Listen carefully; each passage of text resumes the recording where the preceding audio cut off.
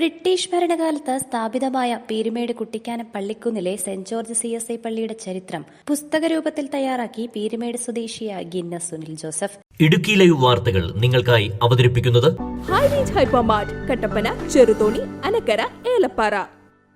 1.5 നൂറ്റാണ്ടിലധികം നീളുന്ന Pallikkunnu saint George CSI ദേവാലയത്തിന്റെ ആത്മീയ യാത്രയെ രേഖപ്പെടുത്തുന്ന ഈ ഗ്രന്ഥം ഒരു ആരാധനാലയത്തിന്റെ ചരിത്രം മാത്രമല്ല, ഒരു സമൂഹത്തിന്റെ വളർച്ചയും രൂപാന്തരവും പറയുന്നു.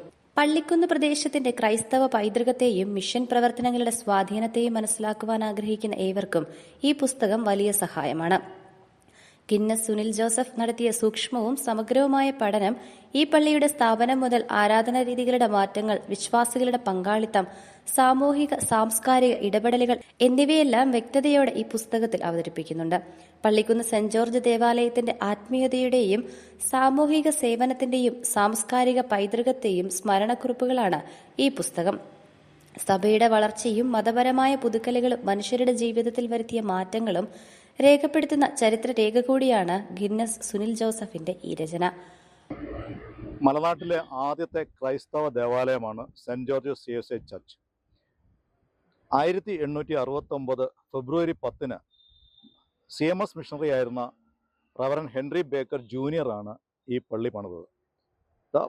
ധാരാളം ചരിത്ര പ്രാധാന്യമുള്ള ഒരു പള്ളിയാണിത്.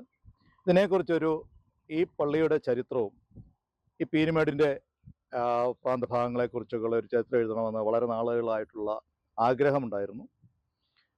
ഈ CSI ഈസ്റ്റ് കേരളയുടെ ബിഷപ്പുമാരായിരുന്ന ഏറ്റവും ബഹുമാനമുള്ള അഭിവന്യ റൈറ്റ് റവറൻ KG ദാനിയേൽ തിരുമേനി, ഇപ്പോഴത്തെ deputy moderator right reverend VS Francis തിരുമേനി, ഇവർ രണ്ടുപേരുടെയും അനുവാദത്തോടു കൂടിയാണ് ഞാൻ ഈ ഒരു ബുക്ക് എഴുതാനായിട്ട് തുനിഞ്ഞത്. ധാരാളം ചരിത്രങ്ങൾ ഈ പ്രദേശത്തെക്കുറിച്ചുണ്ട്.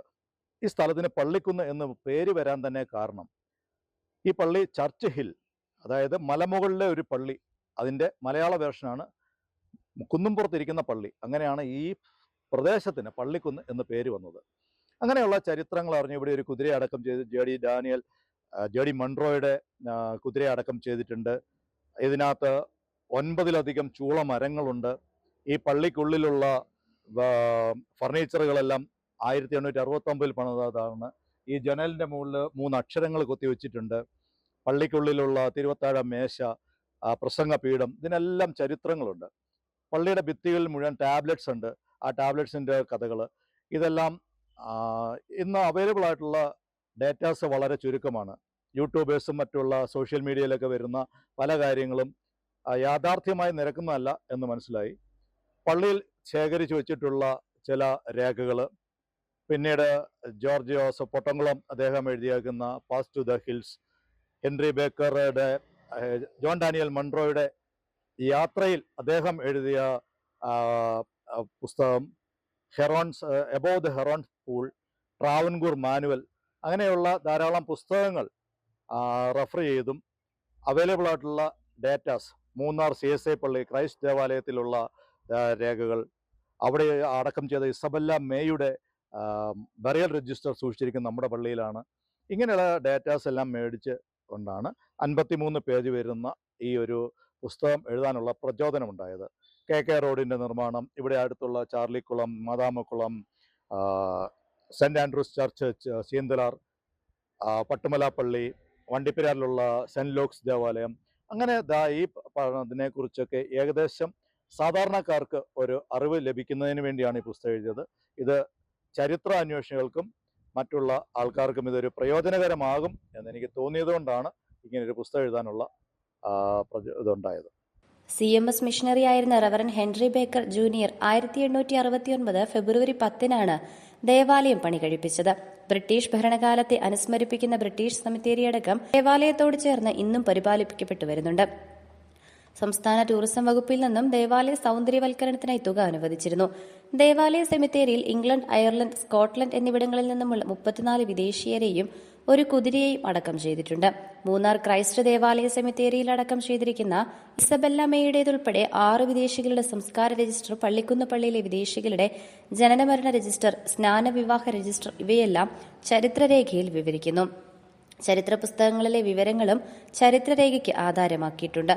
പീരുമേട് സ്വദേശിയായ Guinness Sunil Joseph CSI east Kerala മഹായിടവക എക്സിക്യൂട്ടീവ് കമ്മിറ്റി അംഗവും മധ്യ കേരള മഹായിടവക അഡ്മിനിസ്ട്രേറ്റീവ് കമ്മിറ്റി അംഗവും പള്ളിക്കുന്ന് സെന്റ് ജോർജ് CSI പള്ളി മുൻ കൈക്കാരൻ, സെക്രട്ടറി, കൌൺസിൽ അംഗം എന്നീ നിലകളിലും പ്രവർത്തിച്ചിട്ടുണ്ട്. നിലവിൽ മാധ്യമപ്രവർത്തകൻ കൂടിയായ Guinness Sunil Joseph URF world record chief editor എന്നീ പദവികളും പ്രവർത്തിക്കുന്നു. ആത്മീയ വേരുകളെ അറിയുവാനും തലമുറകളെ ബന്ധിപ്പിക്കുവാനും ഈ കൃതി നിർണായകമായ ഒന്നായി മാറുമെന്ന കാര്യത്തിൽ യാതൊരു സംശയവുമില്ല.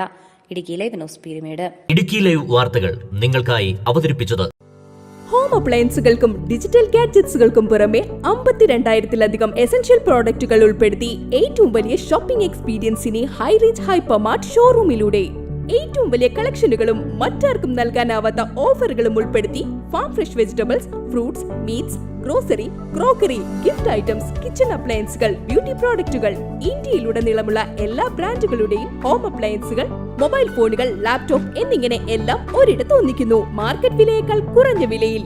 ഇനി പലയിടത്തല്ല, എല്ലാം ഒരിടത്ത്. High range hypermart, Kattappana, Cheruthoni, Anakkara, Elappara.